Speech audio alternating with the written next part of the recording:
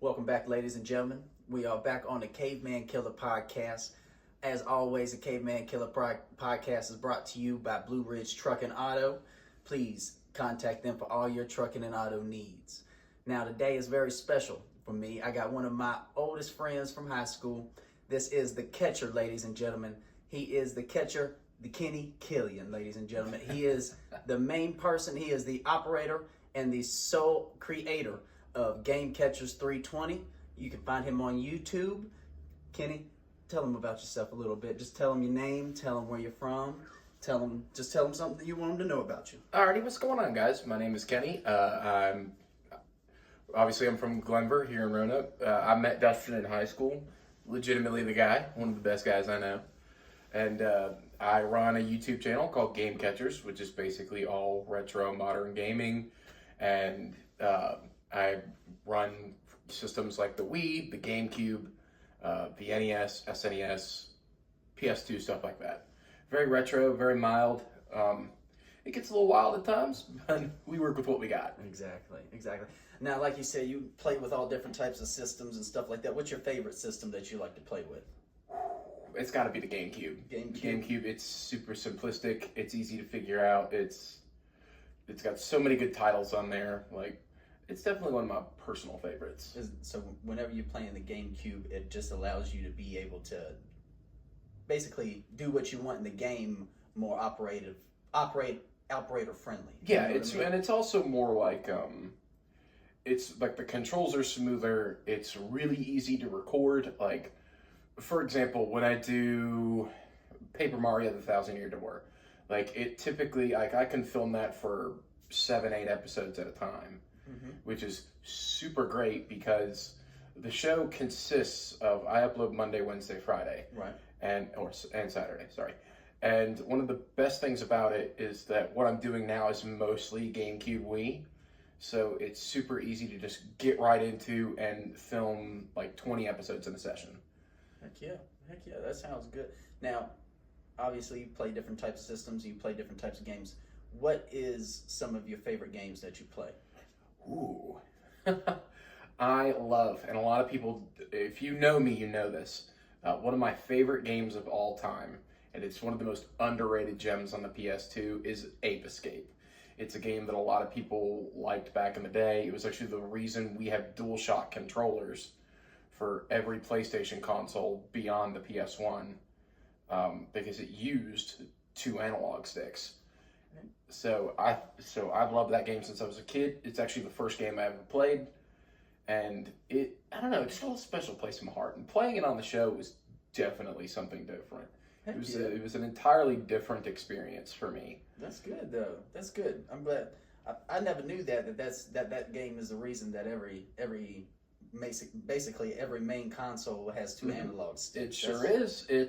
So basically what it is you use your stuff with the right stick, and then you move with the left one. Heck yeah.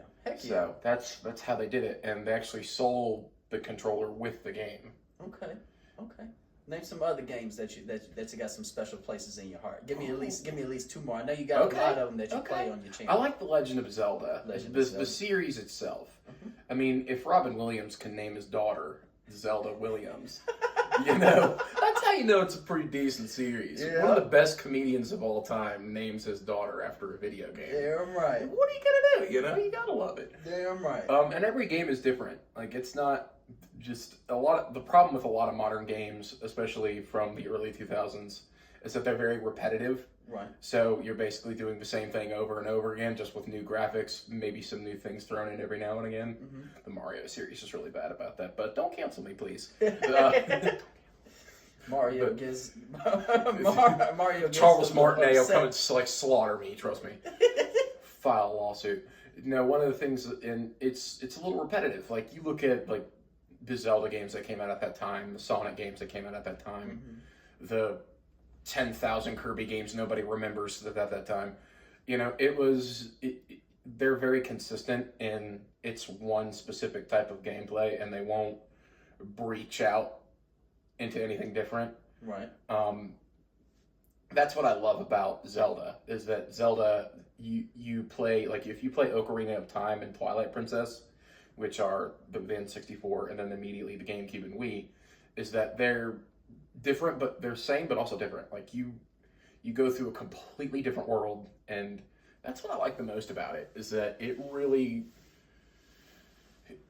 really different, and that's what I love. I love when games kind of breach out to what you expect, and then it branches out into something completely different. Damn right.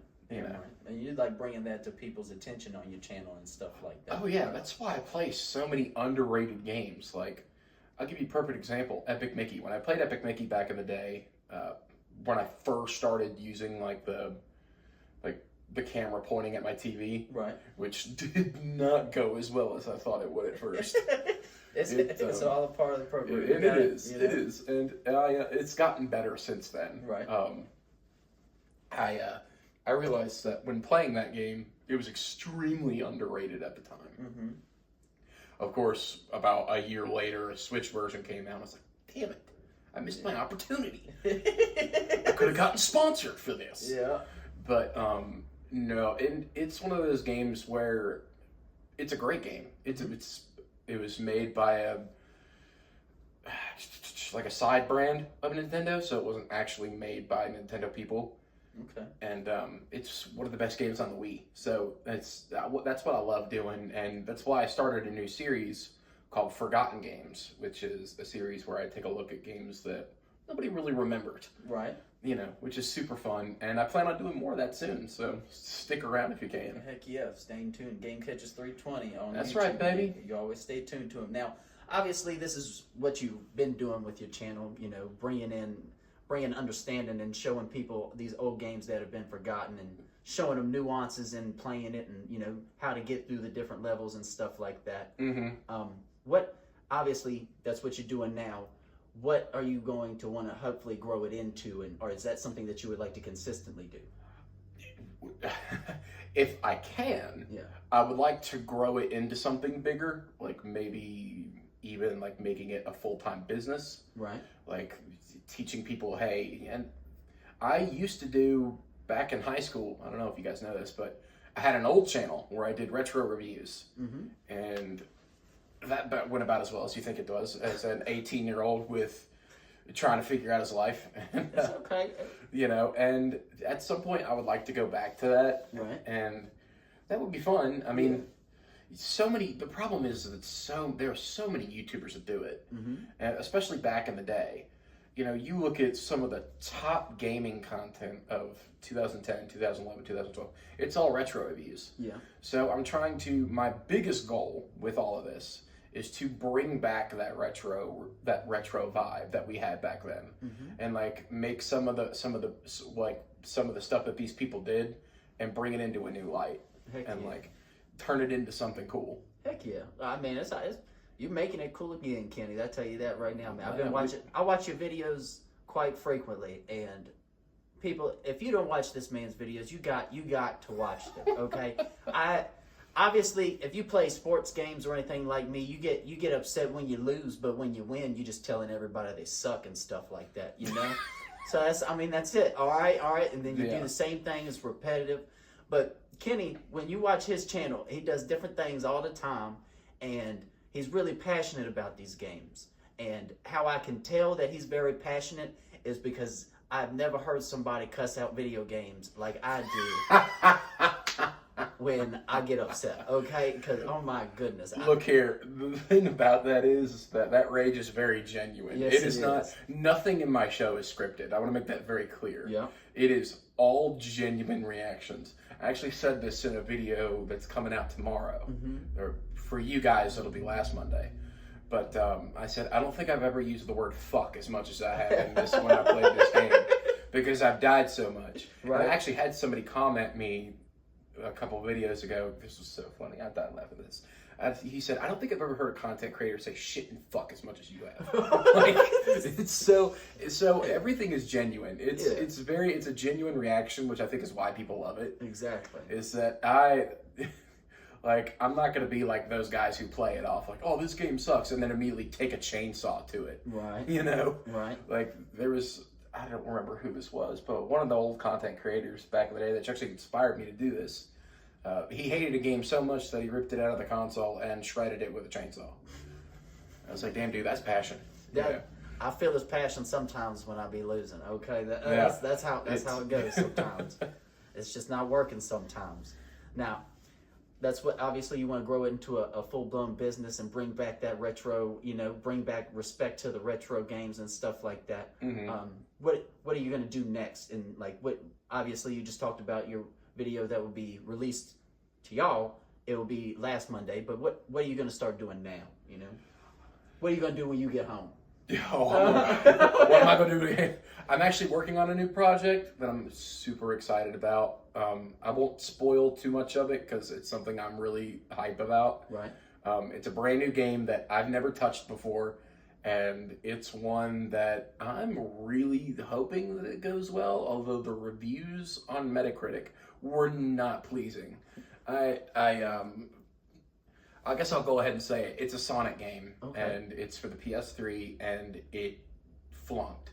It was, I think it made maybe like $100,000 the first day. Yeah. And it's one of the most broken games in history, but a lot of people want to see me play it, so we're going to play it. It's, if you're a Sonic fan, you probably already know what it is, but it's definitely something I'm looking forward to. I think a lot of people have been asking for it because they're like, well, you did every other Sonic game, you might as well do this one, Yeah. And the best part about it is that I'm hiring a co-host. Okay. Is that I do have a co-host that comes on pretty frequently. That's good. And she will be in that entire playthrough. Heck yeah. So that'll be something a lot of people are excited about because she's been filming with me for about a year. Okay. And those videos do fantastic. Heck yeah. Because it is so much easier when there is two people. And the laughing in the background when I die makes it a lot more genuine. Yeah, it does. That's good. That's good. All right, ladies and gentlemen, that is Kenny the Kilian, Kenny Kilian, the game catcher. Okay, that's right. So I want y'all to please go onto YouTube, look up Game Catchers 320. This is the man himself right here. All right. I'll even give you the link. It's youtube.com/@GameCatchers320. So that way you know. Exactly. Ladies and gentlemen, thank you so much for tuning in. This is Dustin Doodoo Brown signing off. Peace. Peace.